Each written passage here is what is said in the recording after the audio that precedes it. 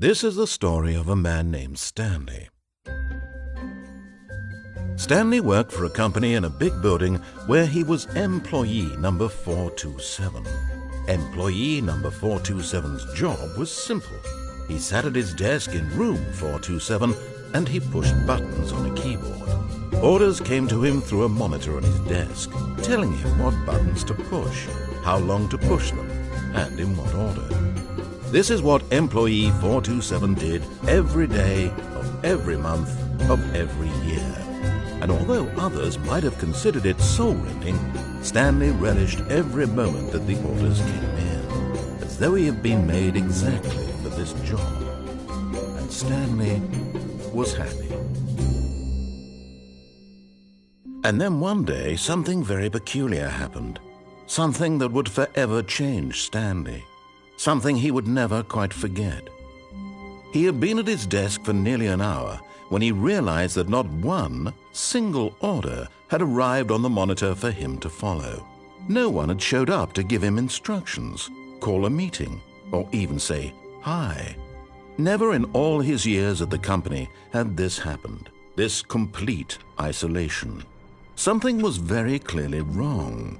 Shocked, frozen solid, Stanley found himself unable to move for the longest time.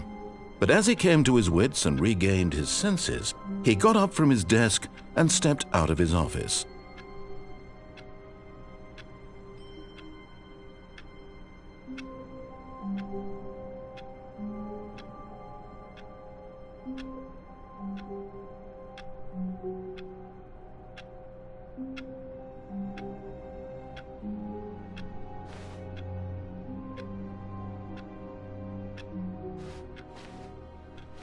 All of his co-workers were gone. What could it mean? Stanley decided to go to the meeting room. Perhaps he had simply missed a memo.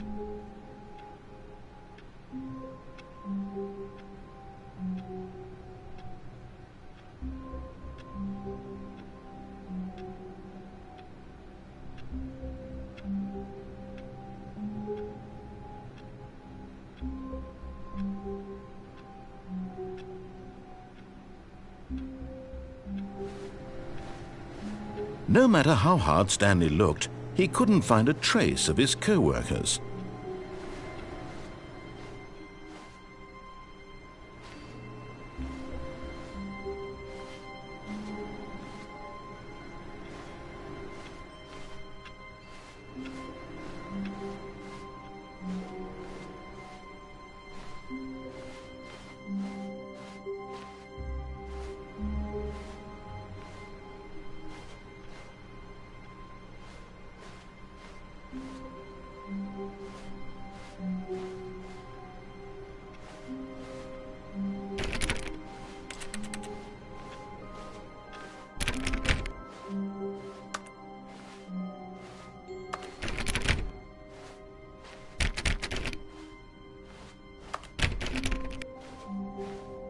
When Stanley came to a set of 2 open doors, he entered the door on his left.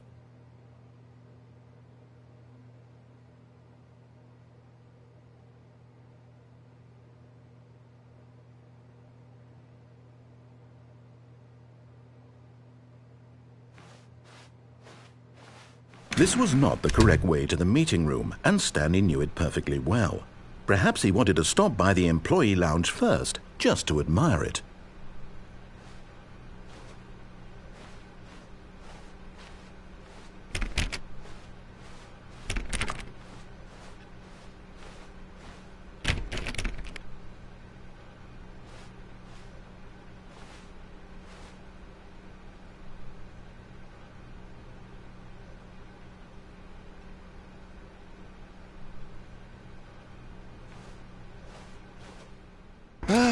Yes, truly a room worth admiring.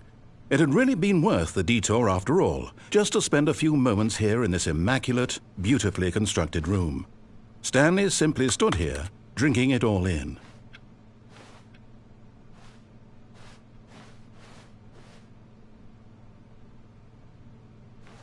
Yes, really, really worth it being here in the room. A room so utterly captivating that even though all your co-workers have mysteriously vanished, Here you sit looking at these chairs and some paintings. Really worth it.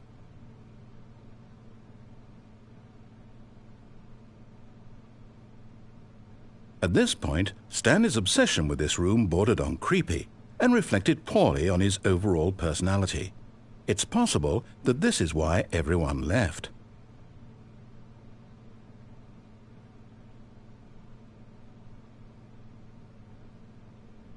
Stanley sat around waiting for more dialogue, but when a long time had passed and there was no more, he decided that the game was trying to send him a message. But at last, he'd had enough of the amazing room and took the first open door on his left to get back to business.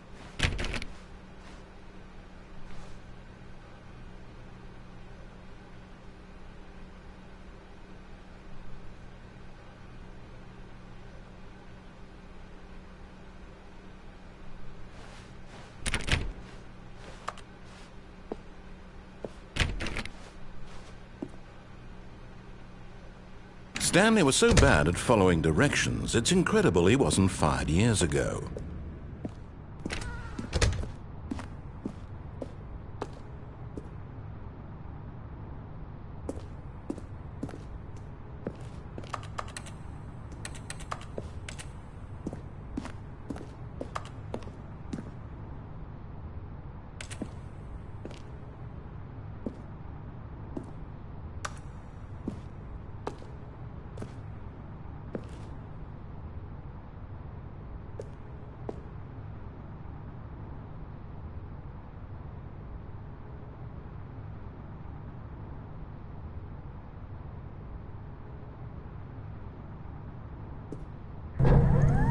Look, Stanley, I think perhaps we've gotten off on the wrong foot here.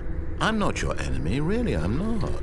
I realize that investing your trust in someone else can be difficult, but the fact is that the story has been about nothing but you all this time. There's someone you've been neglecting, Stanley. Someone you've forgotten about. Please, stop trying to make every decision by yourself. Now, I'm not asking for me, I'm asking for her. This is it, Stanley. Your chance to redeem yourself, to put your work aside, to let her back into your life. She's been waiting.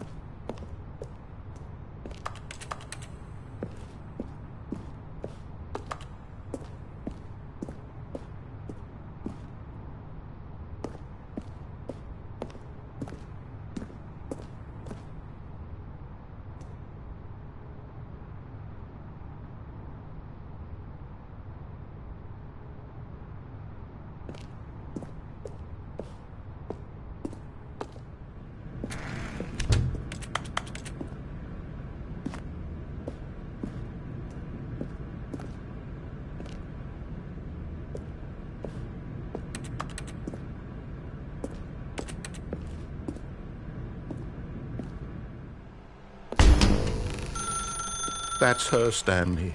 You need to be the one to do this, to reach out to her. If you can truly place your faith in another, then pick up the phone.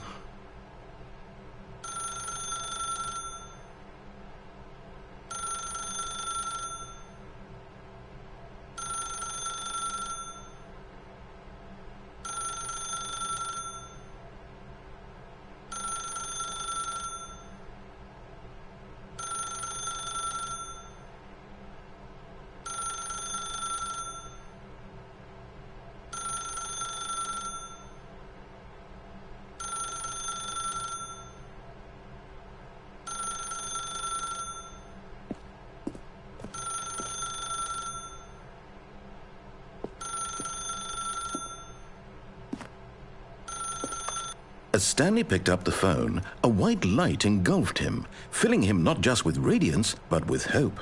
Hope for a life reunited one... Wait. Oh, goodness. Stanley, did you just unplug the phone? No, that wasn't supposed to be a choice. How did you do that? You actually chose incorrectly? I didn't even know that was possible. Let me double check. No, it's definitely here, clear as day. Stanley picks up the phone. He's taken to his apartment where he finds his wife, and the two pledge themselves to one another. Music comes in, fade to white, roll credits. Not picking up the phone is actually somehow an incorrect course of action. How is that even possible? None of these decisions were supposed to mean anything. I don't understand. How on earth are you making meaningful choices? What did you... Wait a second. Did I just see... No, that's not possible. I can't believe it. How had I not noticed it sooner? You're not Stanley. You're a real person. I can't believe I was so mistaken. This is why you've been able to make correct and incorrect choices. And to think I've been letting you run around in this game for so long. If you'd made any more wrong choices, you might have negated it entirely. It's as though you completely ignored even the most basic safety protocol for real-world decision-making. Or did you not grasp the severity of the situation? Well, I won't have that kind of risk on my watch.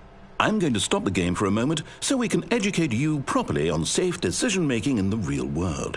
Please observe this helpful instructional video. Choice. It's the best part of being a real person. But if used incorrectly, can also be the most dangerous. For example, in this scenario, a hypothetical real person named Rupert has a choice. He could invent a machine that eliminates food shortages across the world to make life better for all people. Or he could spend years of hard work forgetting how to read. Which choice would you make? Remember that unlike here, the real world makes sense, and at no time should you make a choice that does not conform to rational logic. If you find yourself speaking with a person who does not make sense, in all likelihood, that person is not real. Allow the person to finish their thought, then provide an excuse why you cannot continue talking. Turn to a partner and practice saying, "My goodness, is it 4:30? I'm supposed to be having a back, sack, and crack." Excellent. Making choices on a regular basis is the best part to a healthy decision-making process. Most medical professionals recommend making at least 8 choices per day. Do you make more than 8? Less? And finally, if you begin to wonder if your choices are actually meaningful and whether you'll ever make a significant contribution to the world, just remember that in the vast infiniteness of space, your thoughts and problems are materially insignificant, and the feeling should subside. At this time, your instructor will guide you in an exercise to test and reinforce the material covered in this video. Welcome back. You may have noticed that this room has begun to deteriorate as a result of narrative contradiction. But not to worry. Now that you're properly informed on good decision-making, we're going to revisit a choice you made just a few minutes ago and see what the correct thing to do would have been. This way, please.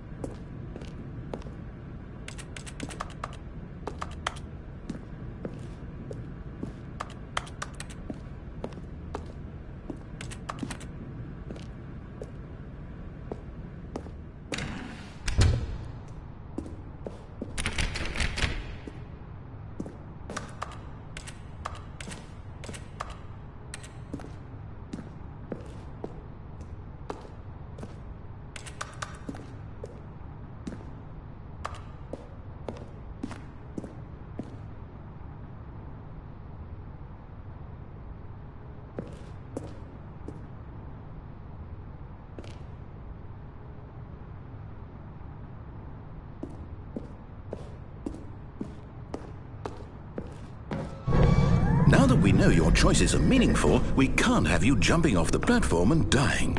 Imagine the main character dying senselessly halfway through the story. That story would make no sense at all. We just need to get you home as soon as possible before the narrative contradiction gets any worse. Unfortunately, it seems this place is not well equipped to deal with reality.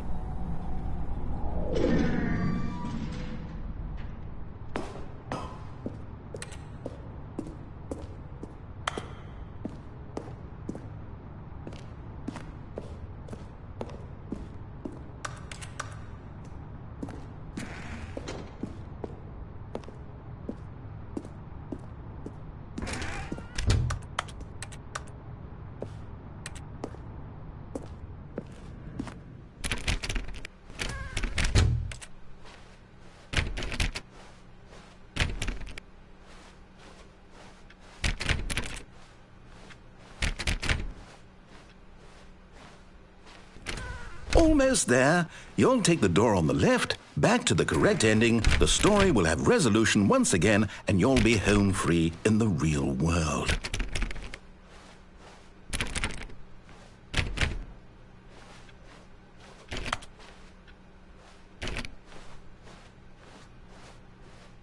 Now remember, all you need to do is behave exactly as Stanley would. That means choosing responsibly and always putting the story first. I'm quite sure you'll be up to the task. Just follow my lead and you'll be fine. All right. When Stanley came to a set of 2 open doors, he entered the door on his left.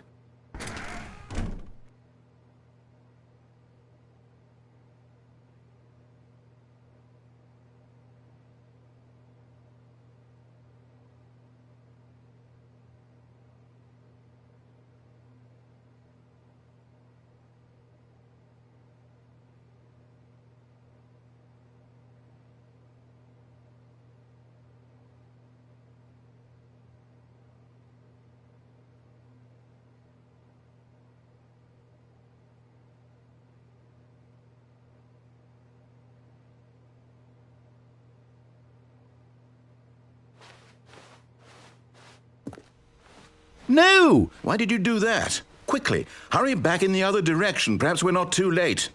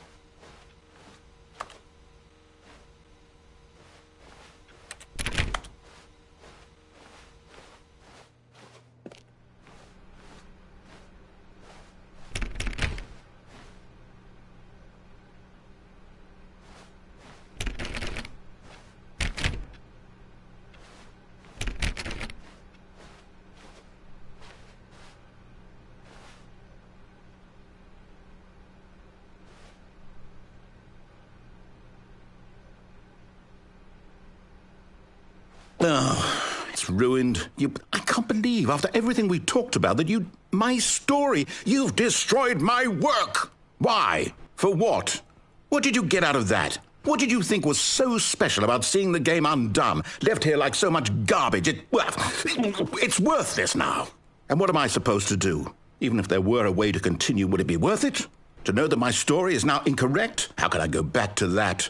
I can't erase that knowledge. I'll have to live with it forever, reliving its impossibility forever. I couldn't live that way. Is it better to shut the game down entirely? To willingly destroy all of my work? I don't know. What's the answer? What do I do? What do I do? What do I... No, I have to. I have to shut the game down. I have to. I have to.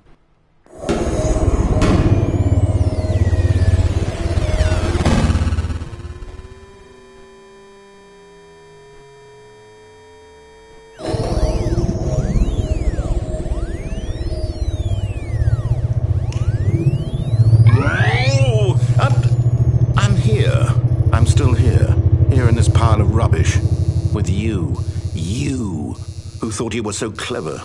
Now look where we are. My entire game is destroyed.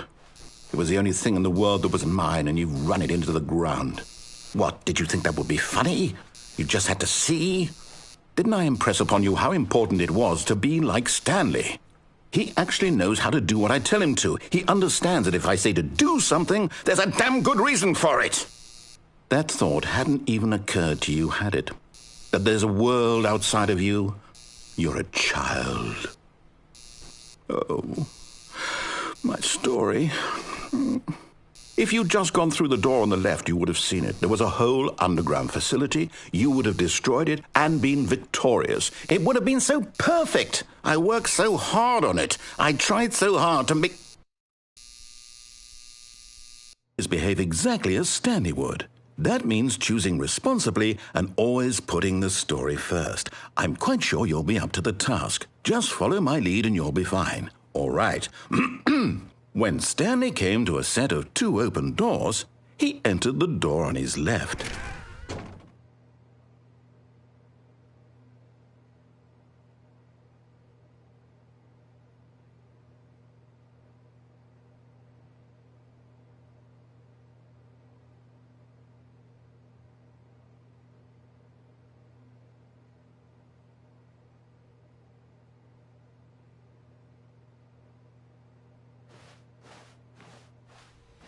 No! Why did you do that? Quickly, hurry back.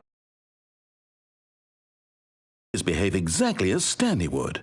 That means choosing responsibly and always putting the story first. I'm quite sure you'll be up to the task. Just follow my lead and you'll be fine. All right.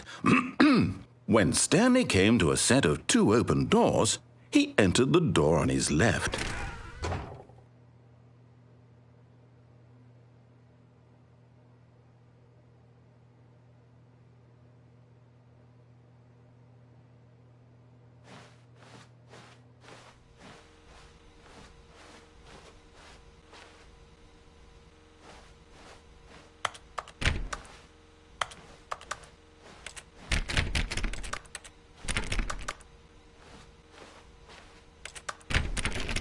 No! Why did you do that? Quickly, hurry back.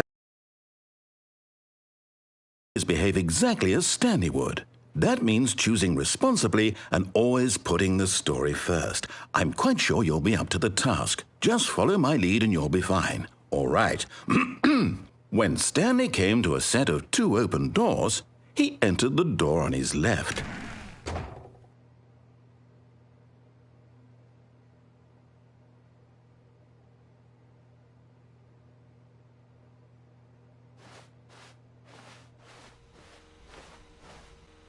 No! Why did you do that? Quickly, hurry back. Behave exactly as Stanley would. That means choosing responsibly and always putting the story first. I'm quite sure you'll be up to the task. Just follow my lead and you'll be fine. All right. When Stanley came to a set of 2 open doors, he entered the door on his left.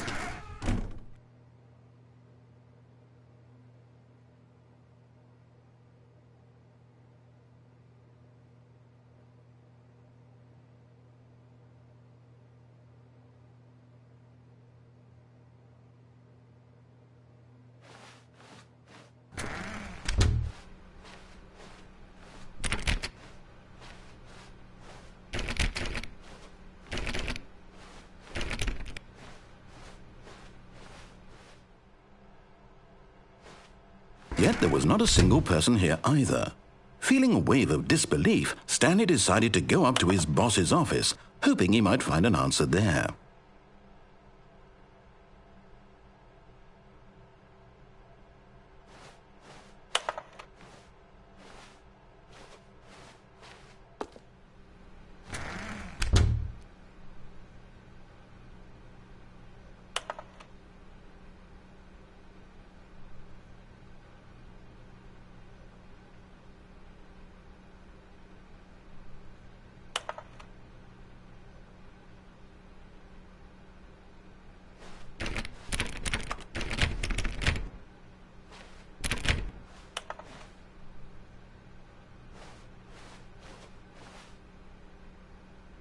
Coming to a staircase, Stanley walked upstairs to his boss's office.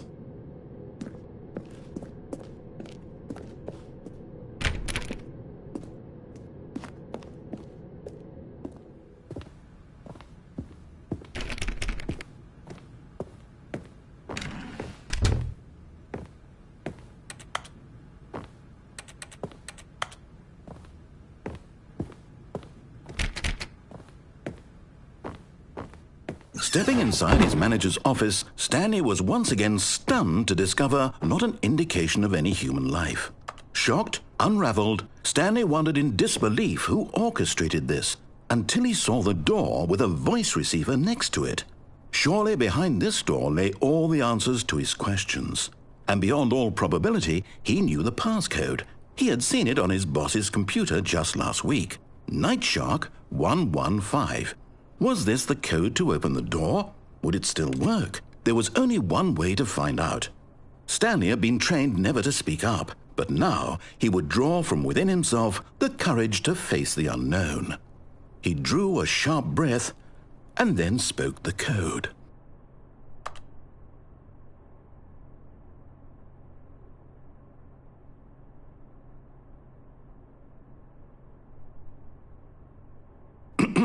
Stanley spoke the code. Nightshark 115. He spoke it into the receiver, right there on the wall.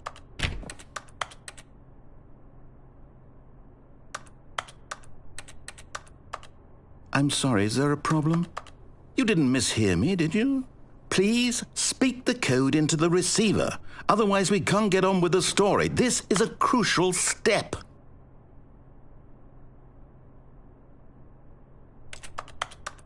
Okay, fine, you're not going to do it, but you know what?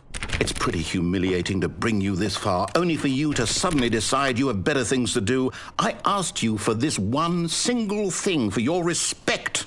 The kind of respect Stanley shows for his choices. He knows what it means to take a story seriously. If you didn't want to see what I had to show you, then why did you come here? You had a choice, you know. You could have gone through the door on the right. You could have done whatever the hell you wanted over there. Why did you come this way? Speak. Say something to me. Explain yourself, you coward. You... When Stanley came to a set of two open doors, he entered the door on his left. Stanley? Hello? Are you... Is everything okay? Stanley, please. I need you to make a choice. I need you to walk through the door. Are you listening to me? Can you hear me? Is everything all right? Stanley, this is important. The story needs you. It needs you to make a decision. It cannot exist without you. Do you understand me? Whatever choice you make is just fine. They're both correct. You cannot be wrong here. We can work together. I'll accept whatever you do. I simply need you to take that step forward, please. Choose. Do something. Anything. This is more important than you can ever know. I need this. The story needs it. So, you hear me? Are you there? Are you listening to this? Stanley, are you there? Okay. It's okay, I can wait. You need time to decide. Time to make sure your choice is correct. That is the best choice. That's all right. I'll wait for you to decide what's the right thing to do. Take as much time as you need.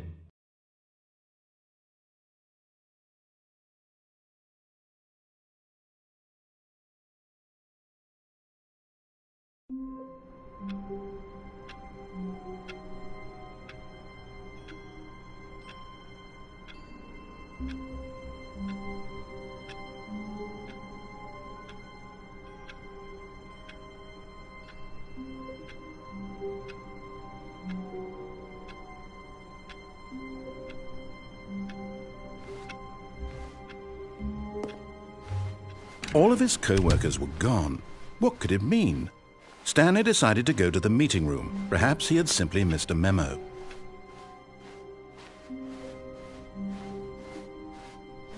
When Stanley came to a set of 2 open doors, he entered the door on his left.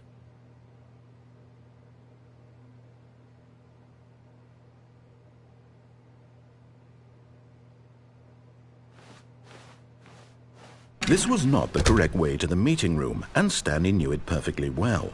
Perhaps he wanted to stop by the employee lounge first, just to admire it. Wow, yes, this room. But eager to get back to business, Stanley took the first open door on his left. And so he detoured through the maintenance section, walked straight ahead to the opposite door, and got back on track.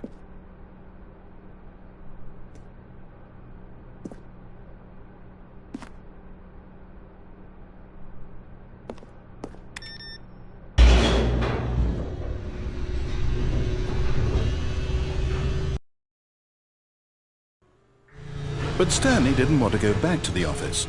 He wanted to wander about and get even further off track. So now in order to get back, he needed to go, from here it's, left.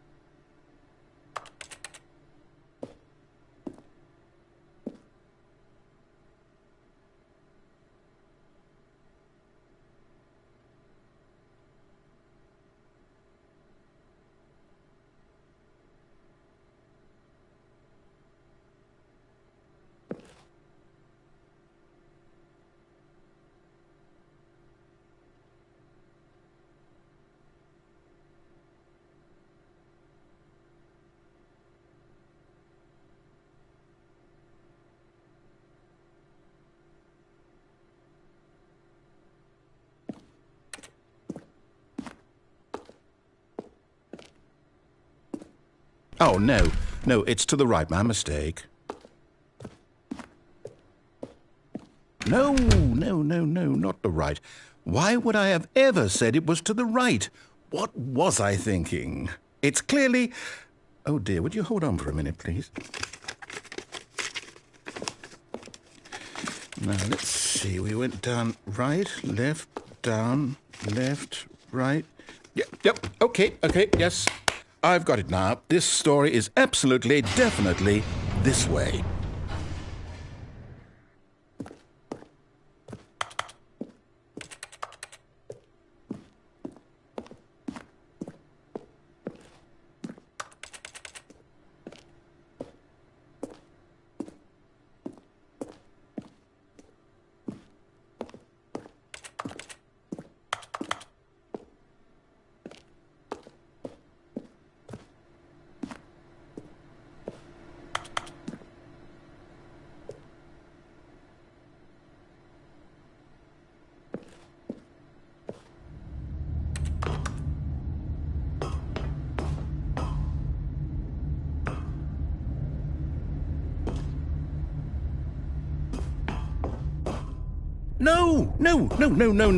No. This isn't right at all. You're not supposed to be here yet. This is all a spoiler. Quick, Stanley, close your eyes. Okay. We just have to get back to, oh, who am I kidding? It's all rubbish now. The whole story completely unusable. How about, rather than waste my time trying to salvage this nonsense, we'll just restart the game from the beginning. And this time, suppose we don't wander so far off track, Okay, from the top.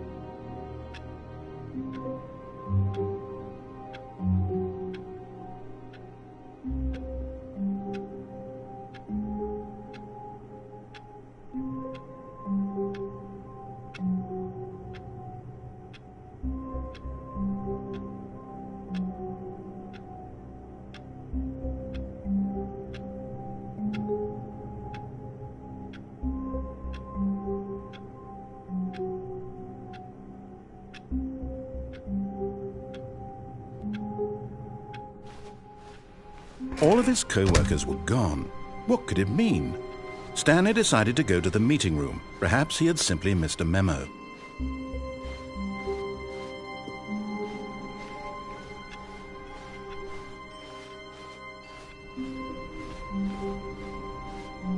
When Stanley...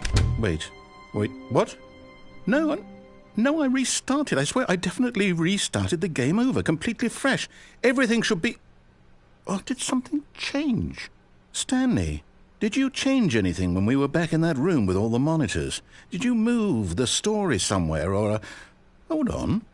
Why am I asking you? I'm the one who wrote the story. It was right here just a minute ago. I know for sure that it's here somewhere. Okay, then. It's an adventure. Come, Stanley. Let's find the story.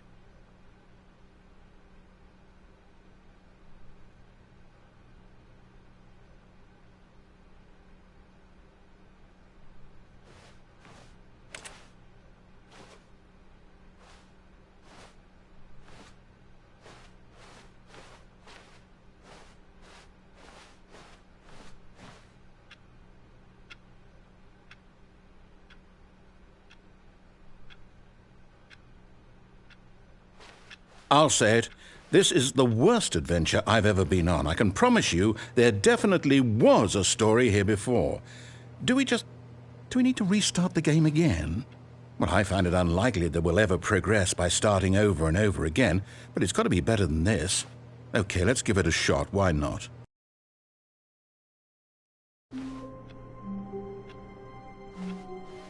All of his co-workers were gone. What could it mean? Stanley decided to go to the meeting room. Perhaps he had simply missed a memo.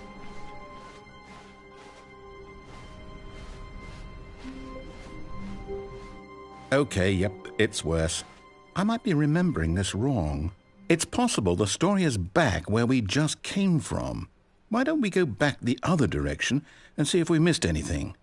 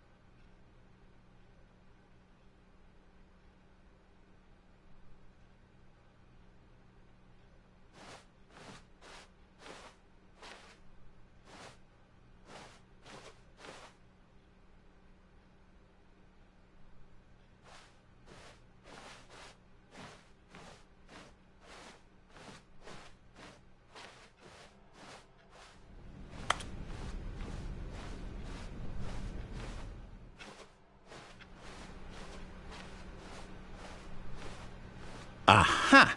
I knew we'd miss something. The story. Here it comes.